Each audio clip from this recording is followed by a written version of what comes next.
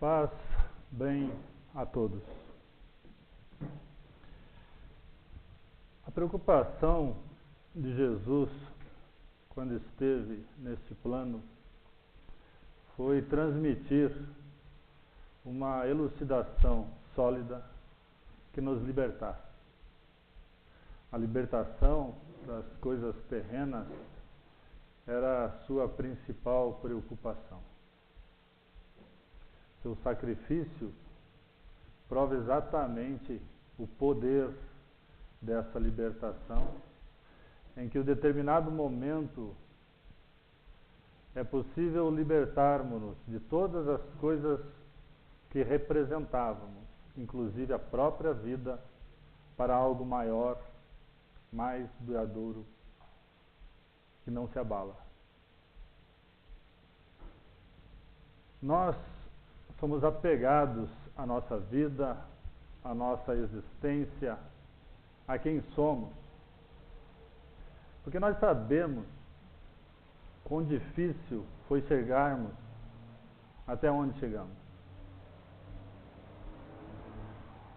Toda vez que eu observo pessoas encanecidas, com os cabelos brancos ou sem eles, pessoas com a face marcada pelo tempo, eu percebo de imediato que há uma história longa, bonita, por vezes dramática, e que é justamente essa história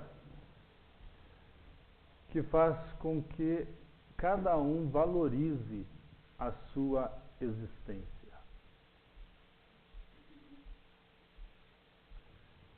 Valorizar a própria existência é buscar um parâmetro, buscar uma posição no meio social em que vive, se qualificando nesse meio. É inevitável, porque trazemos isso ao longo de nosso processo evolutivo, e me refiro aqui à evolução darwiniana, aonde era necessário fazermos seleções para que pudéssemos vencer, chegar aonde desejávamos, que na época primitiva era simplesmente sobreviver. Então, posicionando no meio social, nós nos qualificamos se estamos agindo certo ou errado. Este modelo social, vinculado fortemente a cada cultura, vai nos dar ali a impressão de certo, de errado, de eu faço melhor que aquele ou fiz pior que outrem. Então, julgar em um primeiro momento nos é oportuno, nos protege, pois faz com que qualifiquemos pessoas perigosas, nos permite boas vinculações, porque nos dá esse poder de avaliarmos os recíprocos, e tudo isso se faz através do julgamento. É bem verdade que com frequência erramos em nossos julgamentos, porque quem tem uma aparência agressiva pode não sê-lo, quem tem uma aparência bondosa pode sê-lo. Mas ainda assim julgar é um elemento imediato. Eu olho, eu julgo, eu avalio, eu qualifico e com isso eu me aproximo ou me afasto. Ao adentrarem a esta casa espírita, a julgaram. Muitos a reprovaram e se afastaram, muitos outros a aprovaram e aqui estão. Neste momento, esta casa espírita está sob o julgamento de muitos. E cabe a este que vos fala ser o responsável por vender uma imagem desta casa espírita e assim pessoas qualificarão nossa casa espírita por essa criatura falante aqui. Contudo, em benefício à casa espírita, eu alerto que há outros expositores. Não sou o único, portanto, não façam um julgamento apressado. Jesus é claro, ele fala, não julgareis para não seres julgados. E isso no prosseguimento do maravilhoso Sermão da Montanha. Em outra oportunidade, ele é instigado acerca de um julgamento, aonde desejam fazer justiça com a própria mão, e ele sabiamente mostra que todas as mãos estão sujas por uma determinada mácula. É assim que somos. Ainda que buscando nos melhorar, ainda que nos esforçando para chegarmos a uma condição mais digna de existência física e projetando dignidade para uma existência espiritual, ainda somos permeados por máculas, porque estamos evoluindo. A melhor forma de sabermos que o nosso processo evolutivo está em andamento é perceber-nos encarnados aqui. Se estamos vivos, respirando, interagindo com pessoas neste plano, é porque não estamos evoluídos, estamos aprendendo. E a interação com as pessoas é esse maior aprendizado, é mais imediato, é mais amplo. Ao julgar, os espíritos orientam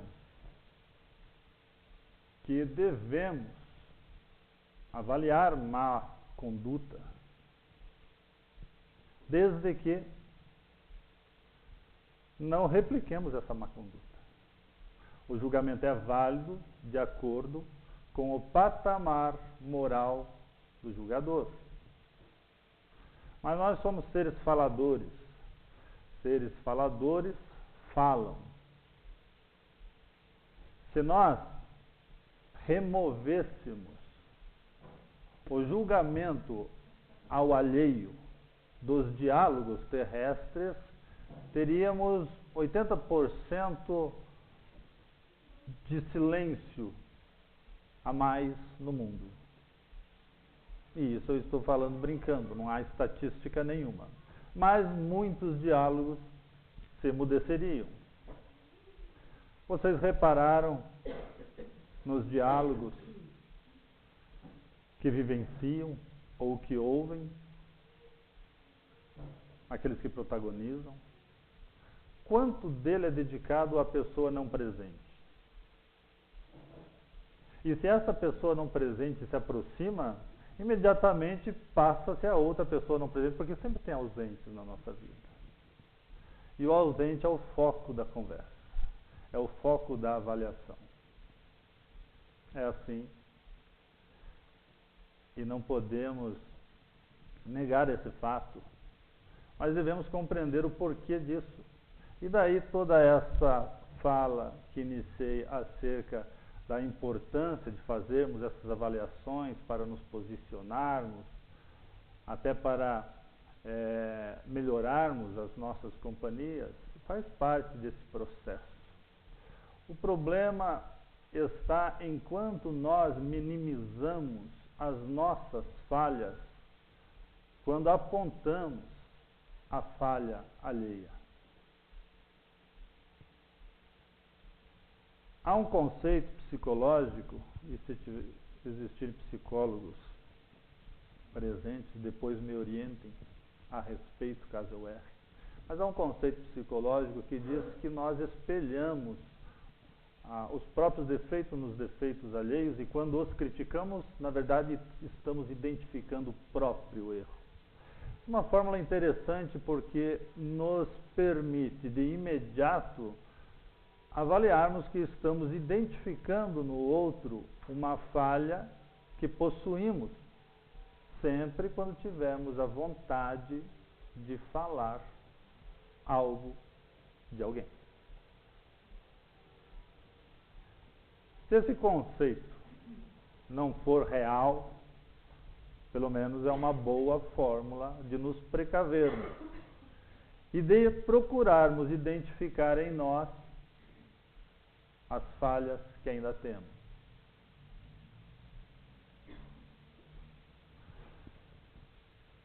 Nós todos temos uma vida muito semelhante.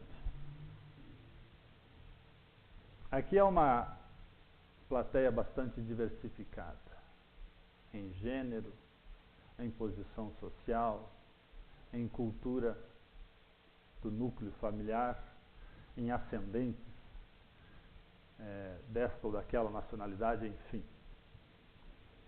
Então, aparentemente, nós temos aqui um misto bem diferenciado de pessoas. No entanto, se formos avaliar os nossos anseios, os problemas que tivemos, as nossas dificuldades, nós vamos encontrar semelhança em tudo. Os problemas que tive ao educar minha filha, muitos tiveram, outros estão tendo e outros ainda terão. Os mesmos. As dificuldades do início na escola, os problemas nas brigas com coleguinhas, na educação desse e daquele comportamento, no período do namoro, na fase do casamento, nos problemas conjugais e tudo mais. Se tratando de nós próprios, o mesmo problema. Os problemas que eu tive na minha infância, vocês provavelmente tiveram na de vocês, ou estão tendo. O desejo de se esconder na hora de tomar banho, esse talvez seja só meu. A vontade de não ir para a escola, a pressão do dever de casa, aquele colega mais chato, aquele colega querido, aquele período de posar na casa de amigo, é comum a todos. Depois nós começamos a namorar e tivemos os mesmos problemas. Casamos e tivemos os mesmos problemas. Vivemos e apresentamos os mesmos problemas e as mesmas felicidades. Quando vocês estão felizes, eu consigo identificar o teor da vossa felicidade, porque ela é similar ao teor da minha felicidade. Embora haja uma individualidade que caracterize particularmente cada um, o processo em si é o mesmo. Isso indica que temos o mesmo nível evolutivo.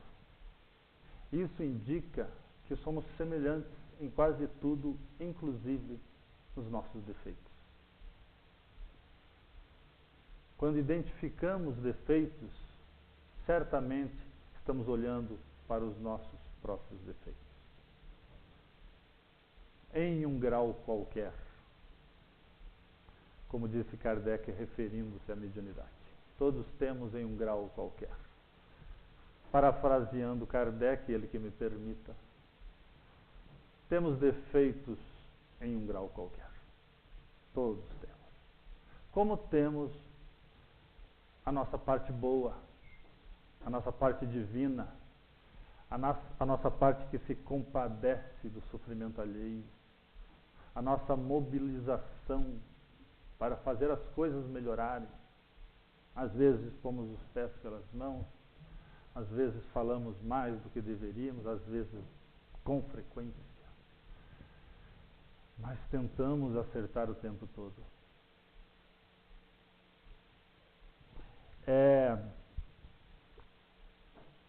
desconfortável quando algum líder religioso joga uma série de regras e eu estou falando que é desconfortável, tá? Não que seja errado.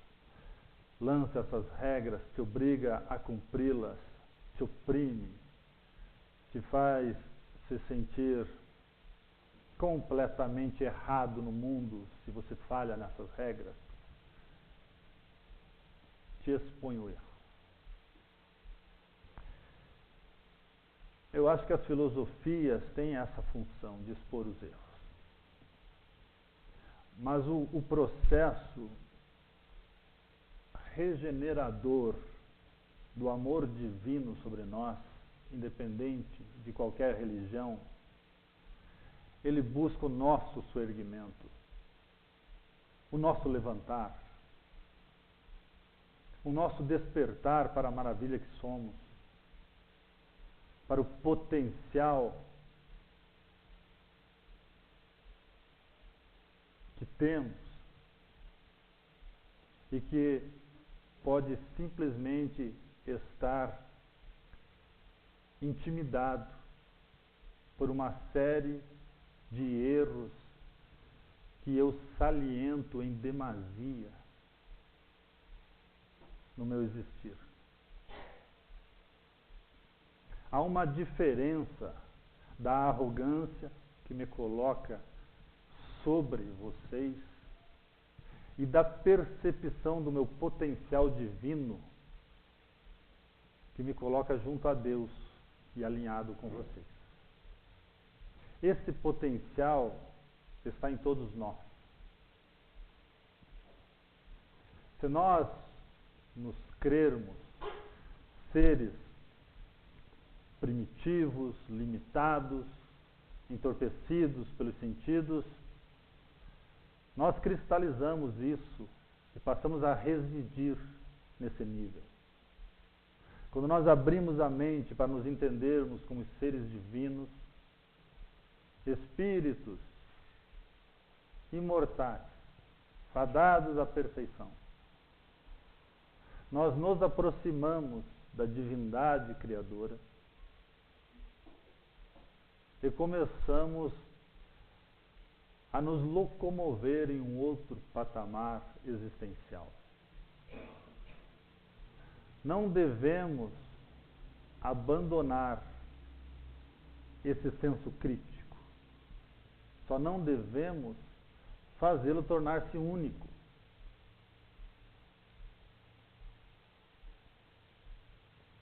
Se eu estiver em posse desse conhecimento, eu evitarei juntar tantas pedras para atirar nos pecadores do mundo.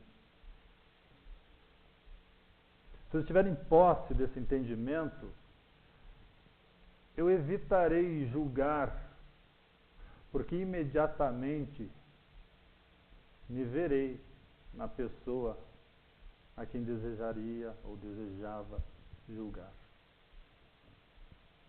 O julgamento pode vir e imediatamente eu o reverto para mim mesmo. E os Espíritos também nos falam, nesse texto lido hoje, que identificar e até reprimir uma má conduta, desde que com coerência, desde que com o respeito, é necessário. E isso nos coloca no mundo de hoje, onde nós precisamos tomar decisões, dizer basta para o erro e procurar imediatamente avaliar se no nosso comportamento nós também não estamos cooperando com esse erro.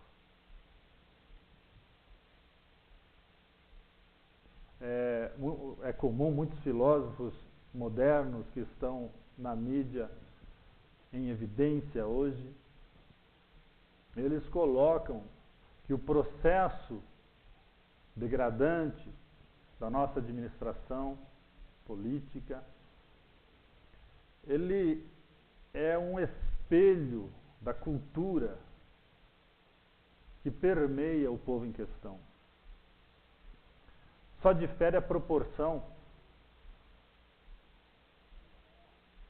Então esse é um julgamento que fazemos com propriedade, para entender que tal condição não é mais tolerada. E trazer para o nosso dia a dia que nós também temos responsabilidade. E se a nossa responsabilidade é não jogar o papel no chão, esta é a proporção da nossa conduta ilibada. Porque se nós jogamos o papel no chão, se estivéssemos em um cargo de mando, nós faríamos coisa pior. Se lançarmos isso em um plano espiritual, onde a ação não tem importância, mas sim o desejo de, nós veremos que, espiritualmente falando,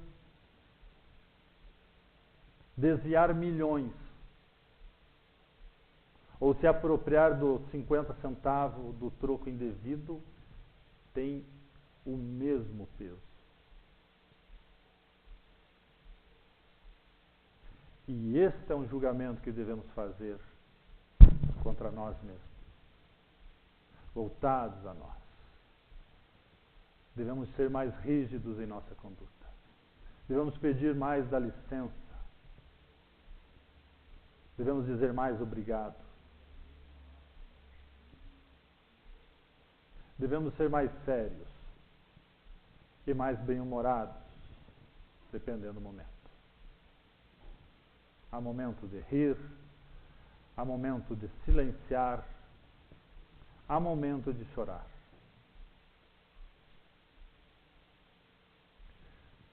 Se meu sorriso é da felicidade sincera, a expressão facial do sorrir é digna.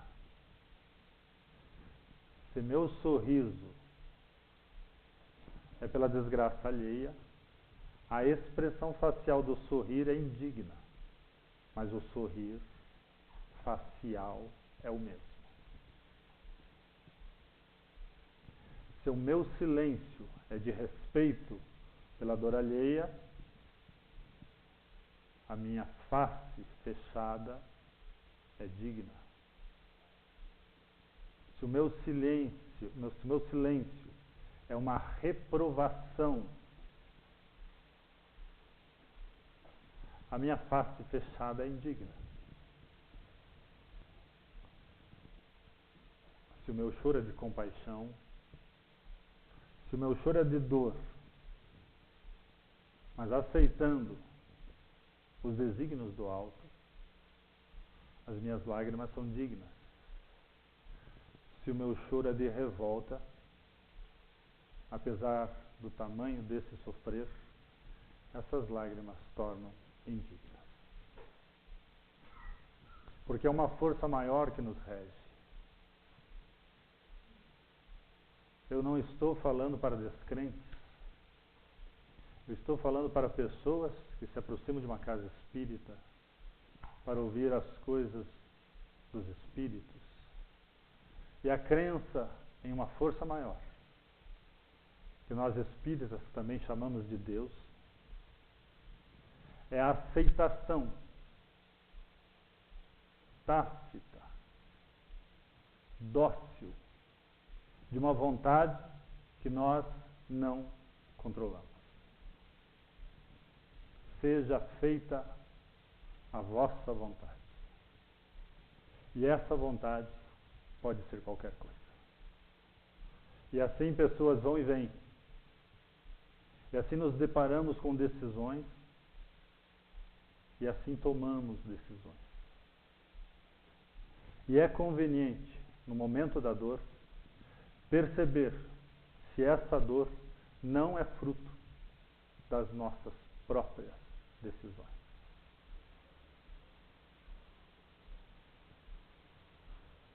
Não trata-se de uma crítica a decisão alguma. Trata-se apenas de evidenciar a coragem de aceitar a situação em que estamos pelas decisões tomadas. O doente deve avaliar a sua doença.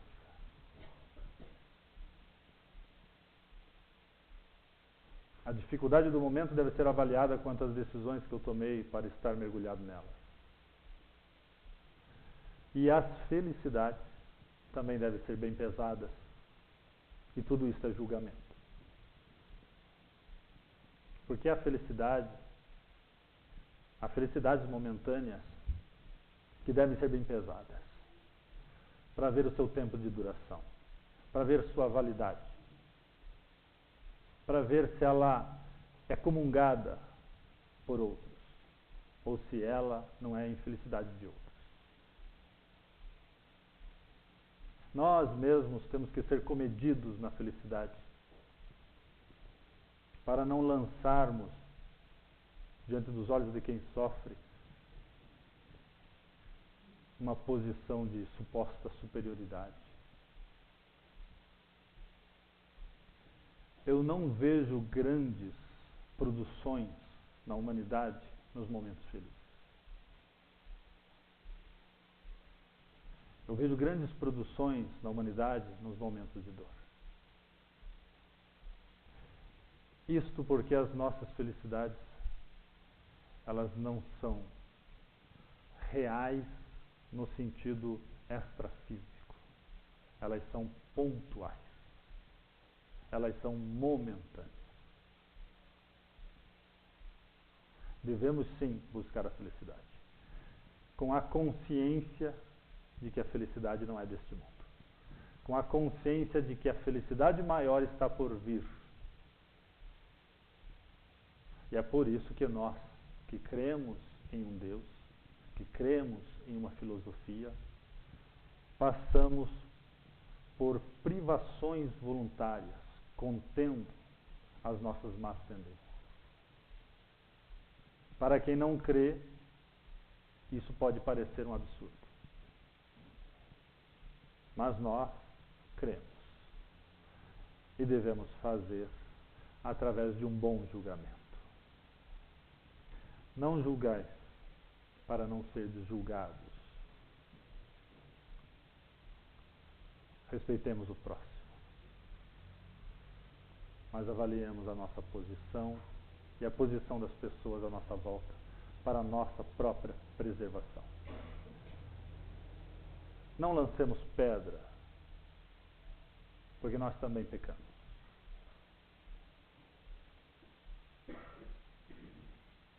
Vamos procurar percebermos-nos,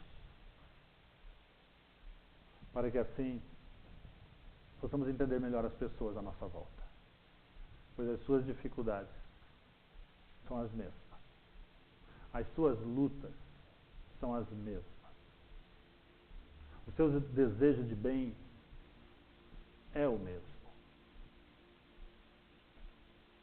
Nós vivemos uma coletividade única, uma coletividade emanada de um mesmo amor. E o meu amor é o amor de vocês.